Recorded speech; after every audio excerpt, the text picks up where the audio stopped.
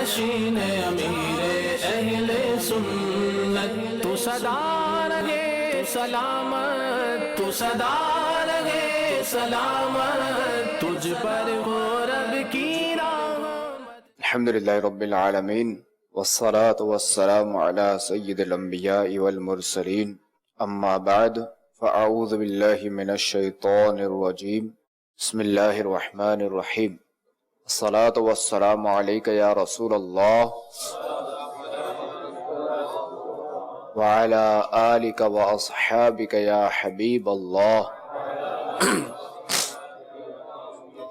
الصلاة والسلام علیک یا نبی اللہ وعلی آلک واصحابک یا نور اللہ۔ خاتم النبیین صلی اللہ تعالی علیہ وآلہ وسلم کا فرمان ہے، جس نے مجھ پر ایک بار درود پاک پڑھا اللہ تعالی اس پر 10 رحمتیں بھیجتا ہے۔ صلو علی الحبیب صلی اللہ تعالی علی محمد صلی اللہ علیہ وسلم۔ میں آپ سے پوچھنا چاہ رہا تھا، یہ جو انگلیاں پکڑ کے بیٹھنا، لیٹنا، سینے پہ رکھنا ہاتھ، کیسا ہے؟ اصل اس طرح انگلیاں ڈالنا نا، اسے تشبیک کہتے ہیں۔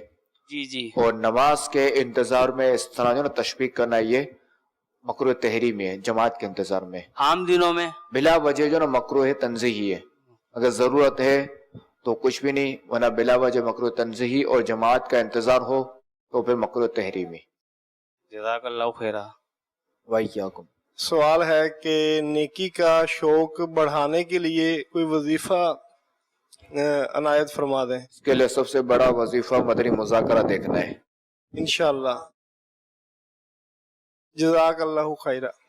مدنی قافلوں میں سفر، مدنی انعامات اور عمل، روزانہ فکر مدینہ، اپنا محاسبہ۔ اس ناقص بندے کے لیے حضور کوئی ایک وظیفہ جو جاری رکھ سکوں میں انشاءاللہ۔ 313 بار درود شریف، اور دوسرے ہے کہ استغفر اللہ پڑھ لے بس، 70 بار استغفر اللہ۔ جواب دیجئے امیر المؤمنین حضرت سیدنا عثمان غنی رضی اللہ تعالیٰ عنہ کے تیار کردہ مصاحف، یعنی قرآن پاک کے نسخوں کی تعداد کتنی تھی؟ تو 3، صرف 3؟ تعداد کتنی تھی اور بھی ہونا چاہیے، اس کے ساتھ ایک اور سوال کا اضافہ ہونا چاہیے۔ اور یہ حضرت عثمان غنی رضی اللہ تعالیٰ عنہ نے کہاں کہاں رکھوائے؟ حضرت عثمان غنی رضی اللہ تعالیٰ عنہ نے 7 مصاحف کی تیار کروائے تھے، ایک مدینہ پاک میں رکھا تھا اور 6 مختلف مقامات پر مکہ پاک میں، بصرہ، کوفہ، یمن، شام اور بحرین میں بھجوا دیے تھے۔ آپ کا جواب درست ہے، ماشاءاللہ ایک ہی نکلے۔ محمد عمران طارق سردار آباد سے، کسی نے نماز شروع کرنے سے پہلے اللہ اکبر اتنی آواز سے نہیں کہا کہ اس کے کانوں نے نہیں سنا، تو اس صورت میں نماز؟ انہوں نے سوال کیا کہ کسی نے اللہ اکبر اتنی آواز سے نہیں کہا کہ اس کے کانوں نے نہیں سنا، نتیجہ کیا نکلا کہ اس نے اتنی آواز سے کہا کہ اس کے کانوں نے سنا، تو اس کی نماز ہو گئی۔ اگر یہ کہتے کہ انہوں نے کہ کسی نے اللہ اکبر اتنی آواز سے کہا کہ اس کے کانوں نے نہیں سنا، تو نماز نہیں ہوئی، ابتدا نہیں ہوئی۔ دوسری صورت میں کچھ اور وضاحت ہوگی؟ اس میں یہ ہے کہ اگر کسی نے اللہ اکبر کہا، اور کہا تو اس نے اتنی آواز سے کہ نارمل حالت میں وہ سن لیتا، مگر یہ کہ وہاں شور تھا یا اور کوئی وجہ تھی، شور وغیرہ تھا، تو اب اس کے کان جو نا یہ نہ سن سکے، مگر اس نے آواز اتنی ہی نکالی تو اس کی نماز ہو جائے گی۔ البتہ اس نے آواز ہی اتنی نکالی کہ اگر خاموشی بھی ہوتی تب بھی اس کے کان نہ سنتے، اب نماز کی ابتدا نہ ہوئی۔ اگر امام کے پیچھے؟ تب بھی یہی حکم ہے، کیونکہ امام کے ساتھ شامل ہونے کے لیے تکبیر تحریمہ ضروری ہے، کہ پڑھنے کی تعریف یہی ہے کہ اپنے کان سن سکے اتنی آواز سے۔ کیونکہ تکبیر تحریمہ جو ہے وہ شرائط اور فرائض سے ہے، تو وہ ہوئی نہیں جب ایسی صورت ہوئی۔ بغدادی کسوٹی۔ جانشین امیر علیہ سنت کی بارگاہ میں عرض ہے، کیا وہ انسان ہے؟ جی نہیں، جانشین ملی سنت کی بارگاہ میں عرض ہے کہ کیا وہ جاندار ہیں؟ جی نہیں. کیا وہ کوئی مقام ہے؟ جی ہاں. کیا وہ مقام عرب ممالک میں؟ جی نہیں. کیا وہ کوئی مزار ہے؟ جی نہیں. کیا وہ بغداد شریف میں ہے؟ جی نہیں. کیا وہ پاک و ہند میں؟ جی ہاں. کیا وہ پاکستان میں ہے؟ جی ہاں. کیا وہ کراچی میں ہے؟ جی ہاں. واہ. کیا وہ کوئی گنبد شریف ہے؟ جی نہیں. کیا وہ آئینی مسجد ہے؟ جی نہیں. فیضان مدینہ کی یہ پوری باؤنڈری اس میں؟ جی ہاں. اب کوئی اشارہ دے دیں. میں اتنا کنفرم 100% کہ یہ جو 6 کے 6 ہے نا، انہوں نے اس مقام کو دیکھا ہے، اس حصے کو. آپ کا مرادی مقام رمضان ہے. آپ کا جواب درست ہے. سبحان اللہ. واہ واہ واہ واہ. ان ایکسپیکٹڈ. ماشاء سوال. اللہ. سوال. یا سیدی نحن نعتقد ان سیدنا ابا بکر رضی اللہ تعالی عنہ افضل بعد کل الانبیاء. یا سیدی اخبرنا حل ہوا ای ابو بکر رضی اللہ تعالی عنہ افضل من ملائکۃ المقربین ام لا؟ نہیں، حضرت ابوبکر صدیق رضی اللہ تعالیٰ عنہ جو نا، یہ سب سے مخلوق میں جو سب سے جو بڑا مرتبہ ہے نا، خاتم النبیین صلی اللہ تعالیٰ علیہ وآلہ وسلم کا ہے. آخری نبی محمد رسول اللہ صلی اللہ تعالیٰ علیہ وآلہ وسلم کا سب سے بڑا مرتبہ ہے. پھر اس کے بعد جو ہے وہ حضرت ابراہیم علیہ نبینا علیہ الصلوۃ والسلام کا. پھر اس کے بعد جو ہے وہ حضرت موسیٰ علیہ نبینا علیہ الصلوۃ والسلام کا. پھر اس کے بعد حضرت عیسیٰ علیہ الصلوۃ والسلام کا. پھر اس کے بعد جو ہے وہ حضرت نوح علیہ نبینا علیہ الصلوۃ والسلام کا. پھر اس کے بعد انبیاء کرام علیہ الصلوۃ والسلام کے بعد جو ہے وہ 4 مقربین ہیں نا، فرشتے، ان کا مرتبہ ہے. ان کے بعد حاملان عرش کا مرتبہ ہے. ان کے بعد حضرت ابوبکر صدیق رضی اللہ تعالیٰ عنہ کا مرتبہ ہے. مگر چونکہ جہاں بھی یہ لکھا ہوتا ہے وہاں کیا ہے کہ انسانوں میں سب سے افضل انبیاء کرام کے بعد حضرت ابوبکر صدیق رضی اللہ تعالیٰ عنہ. افضل البشری بعد الانبیاء بالتحقیق. ورنہ مخلوق میں جب بھی ہوگا تو یہ ترتیب ہے. حکایت: 4 درہموں کے بدلے 4 دعائیں. حضرت منصور بن عمار علیہ رحمت اللہ الغفار ایک روز بیان فرما رہے تھے کہ کسی حقدار نے 4 درہم کا سوال کیا. حضرت سیدنا منصور رحمت اللہ تعالی علیہ نے اعلان فرمایا کہ جو اس کو 4 درہم دے گا میں اس کے لیے 4 دعائیں کروں گا. اس وقت وہاں سے ایک غلام گزر رہا تھا. ایک ولی کامل کی آواز سن کر اس کے قدم رک گئے اور اس کے پاس جو 4 درہم تھے وہ اس نے سائل کو پیش کر دیے. حضرت منصور رحمت اللہ تعالی علیہ نے فرمایا بتاؤ کون کون سی 4 دعائیں کروانا چاہتے ہو؟ تو اس نے عرض کی پہلی دعا کہ میں غلامی سے آزاد کر دیا جاؤں. دوسری دعا مجھے ان درہموں کا بدلہ مل جائے.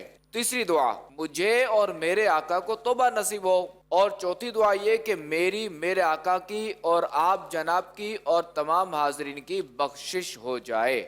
حضرت منصور رحمت اللہ تعالی علیہ نے ہاتھ اٹھا کے دعا فرما دی اور غلام وہاں سے چل دیا. وہاں جو یہ رکا تھا اس میں اس کے ہو گئی دیر. تو آقا کے پاس جب یہ پہنچا تو آقا نے جو ہے وہ دیر سے آنے کی وجہ پوچھی. تو اس نے جو ہے وہ سارا واقعہ سنا دیا کہ اس طرح اعلان ہوا اور یوں جو ہے میرے 4 درہم صدقہ کر دیا اور یہ کہ 4 دعائیں میں نے کروا لی. یہ سارا واقعہ اس نے سنا دیا. تو آقا نے پوچھا کہ پہلی دعا کون سی تھی؟ تو غلام نے کہا کہ میں نے عرض کیا کہ دعا کیجئے کہ میں غلامی سے آزاد کر دیا جاؤں. یہ سن کر آقا کی زبان سے بے ساختہ نکلا جا تو غلامی سے آزاد ہے. پھر آقا نے پوچھا کہ دوسری دعا کون سی کروائی؟ تو کہا جو 4 درہم میں نے دے دیے ہیں اس کا نعم البدل مل جائے. تو آقا بول اٹھا میں نے تجھے 4 درہم کے بدلے 4000 درہم دیے. پھر پوچھا تیسری دعا کیا تھی؟ تو وہ بولا کہ مجھے اور میرے آقا کو گناہوں سے توبہ کی توفیق نصیب ہو جائے. یہ سنتے ہی آقا کی زبان پر استغفار جاری ہو گیا اور کہنے لگا کہ میں اللہ پاک کی بارگاہ میں اپنے تمام گناہوں سے توبہ کرتا ہوں. پھر پوچھا کہ چوتھی دعا کیا تھی؟ تو اس نے جواب دیا کہ میں نے التجا کی کہ میرے آقا کی اور آپ جناب کی اور تمام حاضرین اجتماع کی مغفرت ہو جائے.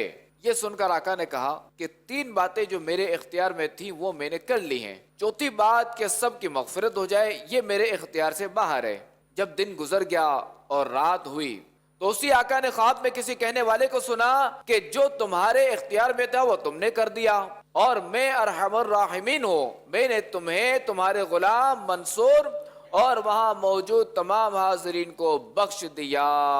سبقت رحمتی علی غضبی، جب سے تو نے سنا دیا یا رب، آسرا ہم گناہگاروں کا اور مضبوط ہو گیا یا رب، زن نہیں بلکہ ہے یقین مجھے، وہ بھی تیرا دیا ہوا یا رب، ہوگا دنیا میں قبر و محشر میں مجھ سے اچھا معاملہ یا رب۔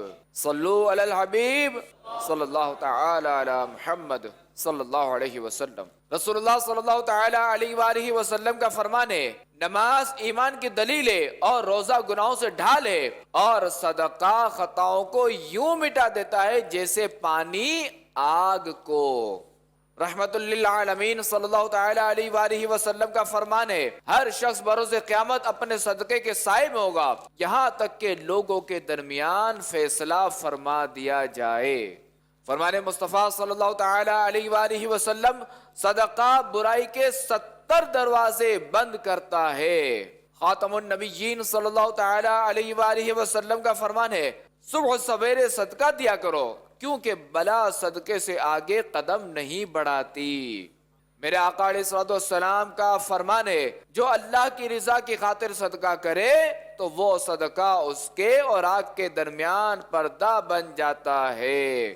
دے نزع و قبر و حشر میں ہر جا امان، اور دوزخ کی آگ سے بچا یا رب مصطفیٰ۔ صلو علی الحبیب صلی اللہ تعالی علی محمد۔ مدنی چینل دیکھتے رہیے، نیکیاں کیجئے اور نیکی کی دعوت دیجئے۔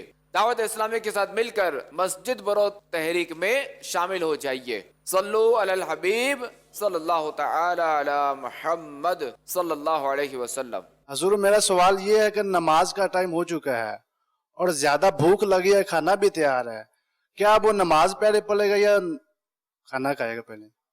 یہ دیکھیں فقہ کی کتابوں میں یہ لکھا ہوا ہے کہ اگر بھوک ایسی شدید ہے کہ اسے نماز سے دل بٹے گا، یعنی اسے دل ہی نہیں لگے گا، اب یہ ہے کہ وہ کھانا کھا لے۔ اور ہمارا تو حال یہ ہوتا ہے کہ پیٹ بھرا ہوتا ہے تب بھی ہمارا دل کہاں گھوم رہا ہوتا ہے۔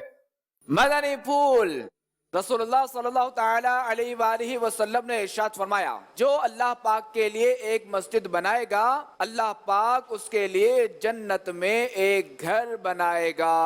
امام احمد رضا خان علیہ رحمت الرحمن فرماتے ہیں کہ اس فضیلت میں ہر وہ شخص شامل ہے کہ جو کسی قدر یعنی تھوڑے سے چندے سے بھی شریک ہوا، صرف اس کے لیے یہ ثواب نہیں کہ جو ساری مسجد بنائے۔ جانشین ولی سنت کی بارگاہ میں عرض ہے، یہ قبرستان جب جانا ہوتا ہے تو فاتحہ کے لیے بھی جانا پڑتا ہے بعض اوقات، تو وہاں یہ ہوتا ہے کہ جب قبر جہاں دفنایا جاتا ہے جس مردے کو، اب وہ قبروں پہ بھی چلنا پڑ جاتا ہے۔ اب آیا اس میں جو فاتحہ کے لیے جا رہا ہے مخصوص، اس کو اجازت ملے گی چڑھنے کی؟ نہیں، فاتحہ کے لیے جو نا وہ وہاں نہیں جایا جائے گا، وہ دور سے ہی گھر پہ بیٹھ کے بھی اصالہ ثواب ہو سکتا ہے۔ بغدادی کسوٹی۔ جانشین امیر سنت کی بارگاہ میں عرض ہے کہ کیا آپ کی مرادی شے انسانوں میں سے ہے؟ جی نہیں۔ کیا آپ کی مرادی شے جاندار ہے؟ جی نہیں۔ کیا آپ کی مرادی شے کوئی مقدس مقام ہے؟ جی ہاں۔ کیا وہ مقدس مقام روئے زمین پر ہے؟ جی ہاں۔ بیت المعمور جو ہے وہ تو ہے نا اوپر، جنت بھی مقدس ہے کہ انبیاء کرام کے قدموں کو بوسے دیے جنت نے۔ کیا آپ کی مرادی شے پاک و ہند میں کہیں؟ جی نہیں۔ کیا وہ مقدس مقام حرمین طیبین میں ہے؟ جی نہیں۔ کیا وہ مقدس مقام عرب شریف میں؟ جی نہیں۔ کیا اس مقدس مقام کا آج مدنی مذاکرے میں ذکر ہوا ہے؟ جی نہیں۔ کیا آپ کی مقدس مقام ہے جو وہ بغداد شریف میں ہے؟ جی ہاں۔ 9 سوالات ہو چکے ہیں، 3 باقی ہیں، بغداد شریف پہنچ گئے ہم۔ کیا اس مقام کا غوث پاک رضی اللہ تعالیٰ عنہ سے کوئی تعلق ہے، خاص تعلق ہے؟ جی ہاں۔ کیا وہ مزار شریف ہے؟ جی ہاں۔ زبردست۔ اس ماہ کو مدنی قافلہ انشاءاللہ کروں گا۔ آپ کی جو مرادی شے ہے وہ غوث پاک رضی اللہ تعالیٰ عنہ کا مزار شریف ہے؟ آپ کا جواب درست ہے۔ جانشین امیر اہل سنت تو صدا رہے سلامت، تو صدا رہے سلامت، تجھ پر ہو رب کی